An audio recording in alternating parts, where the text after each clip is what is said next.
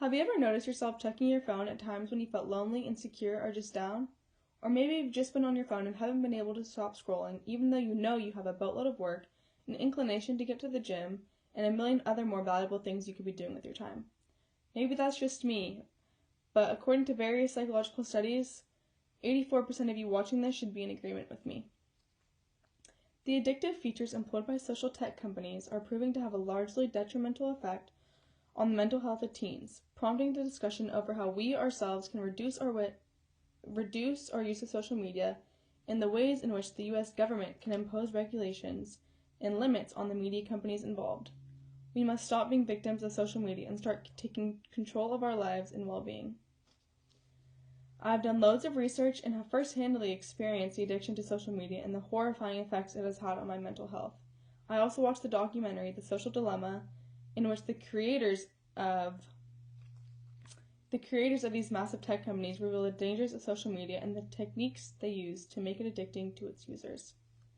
Beginning with the psychological disorders such as depression, anxiety, and body image issues that arise from social technology, I will discuss the work of the technological engineers behind these societal crises and the ways in which we can combat and diminish these threats to our mental health and human interaction. First, I want to shed light on the mental health issues social media imposes upon its users. There is a direct and proven correlation between social media use and mental health issues, including depression, anxiety, and body image issues. I want you to close your eyes and imagine a life where Instagram, Snapchat, Twitter, and all other forms of social media do not exist. What does this life look like to you? I know when I envision this life, I first think, wow, what am I going to do with all of my spare time? I'm going to be so bored. I know that this is my addiction to social media speaking. I want you to consider the possibility that being a little bored may not be the worst thing. Maybe being a little bored is exactly what we need to reconnect with humans around us in the physical world that once brought us so much natural and untampered with satisfaction. Although the American Psychiatric Association does not list internet addiction or what's known as Facebook depression in its diagnostic manual of mental illnesses, there are various psychological studies and experience which demonstrate the effects that too much screen time and social media usage have on our mental health. The creators of these social media apps even admit to the techniques they use to make their apps addicting and further our reliance on these apps.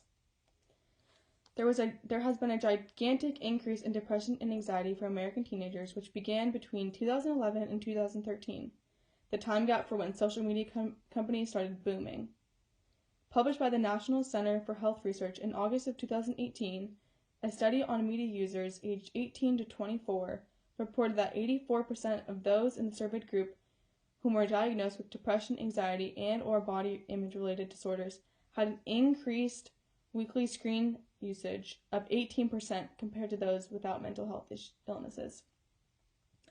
This increased screen time reduces our in-person social interactions, ability to sustain attention, and our levels of productivity, creating a sort of detachment from the real world that has largely contributed to the rising rate of psychological issues among our generation. When feeling lonely or bored, too many of us turn to our phones for company. The connection we have between ourselves and our phone is the fakest thing we can experience and limits us from developing new friendships with those around us. By living through our phones, we are not living in the present. We are not appreciating what is around us in the now, which is why so many of us feel disconnected from our world and suffer mentally. However, it's not solely the quantity of time spent on these social media apps that impacts our mental health, but also the quality of time.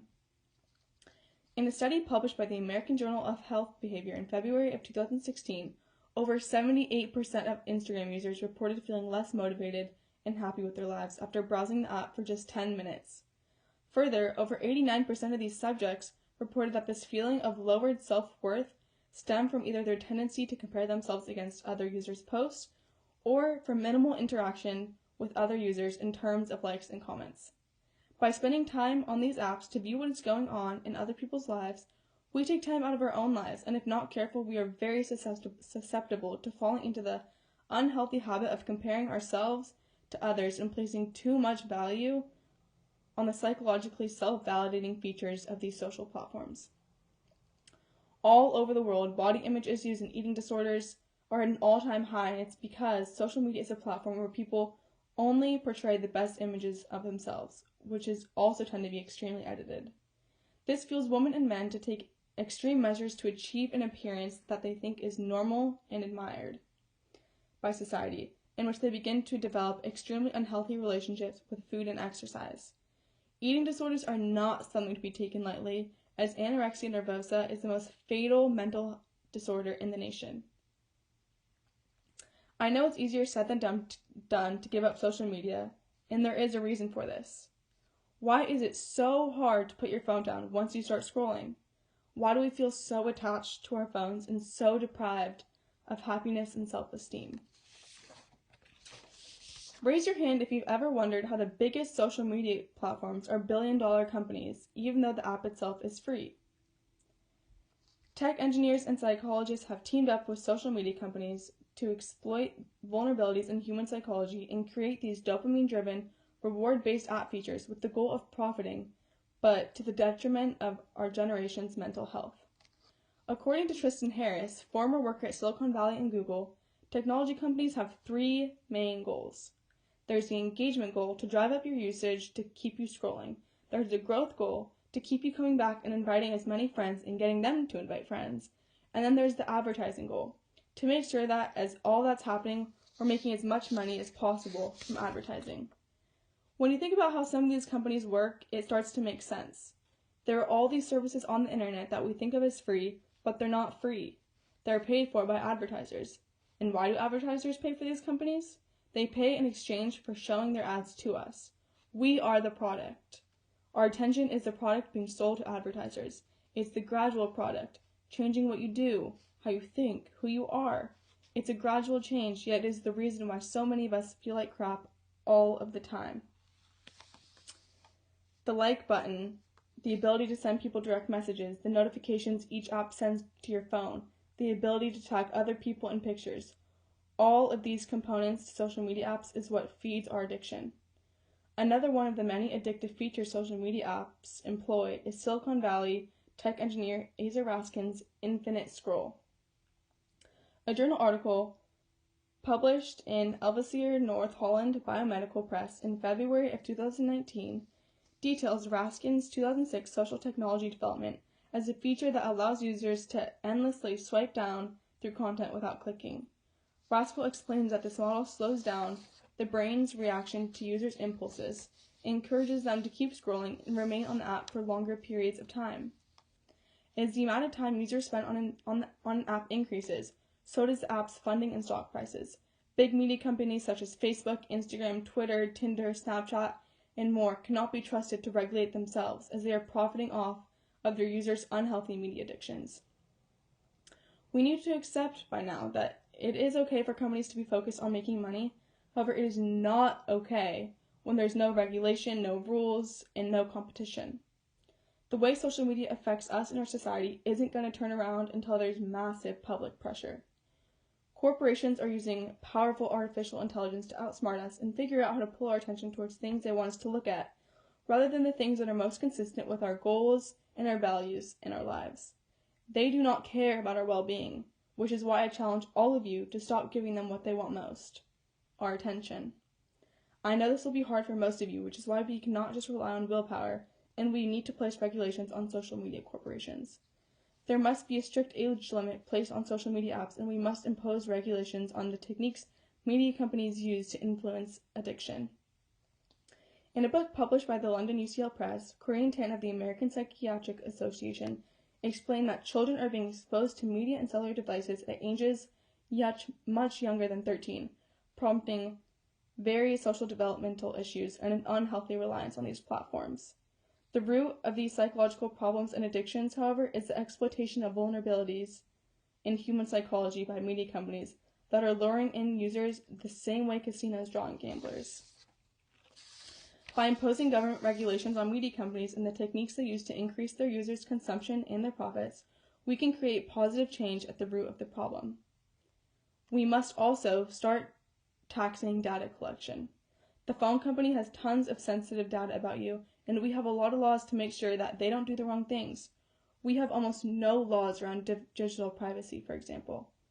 As Tim Kindle, former president of Pinterest and former director of monetization at Facebook, said, we could tax data collection and processing the same way that you, for example, pay your water bill by monitoring the amount of money that you use.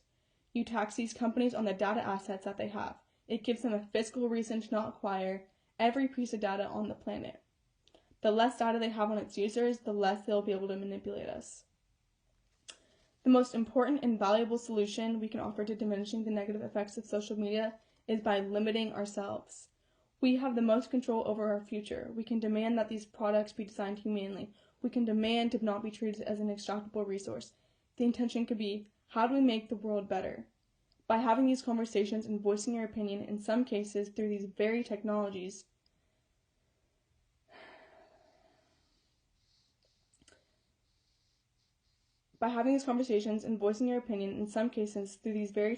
we can start to change the tide. The developers of social media advise making rules for yourself. No phones in the bedroom at night. Do not go on your phone first thing in the morning. Even better than setting rules for yourself on social media, just delete the damn app. This will be the best thing to do to get social media companies to change their algorithms. Text your friend or call them if you want to talk to them. In the documentary Social Dilemma, the creators of these apps say to use Quant instead of Google, as it does not store your search history. Never accept a video recommended to you on YouTube. Always choose. That's another way to fight. Though this day and age of social media allows us to be more connected than ever with our colleagues, friends, families, and coworkers, it has crossed many lines in serving as a beneficial method of networking and begun to consume many of us in our mental health and daily lives. As Edward Tufte stated, there are only two industries that call their customers users: illegal drugs and software. Take a closer look at the way in which you use apps like Twitter, Instagram, Facebook, and Snapchat. Control your social media so it doesn't control you.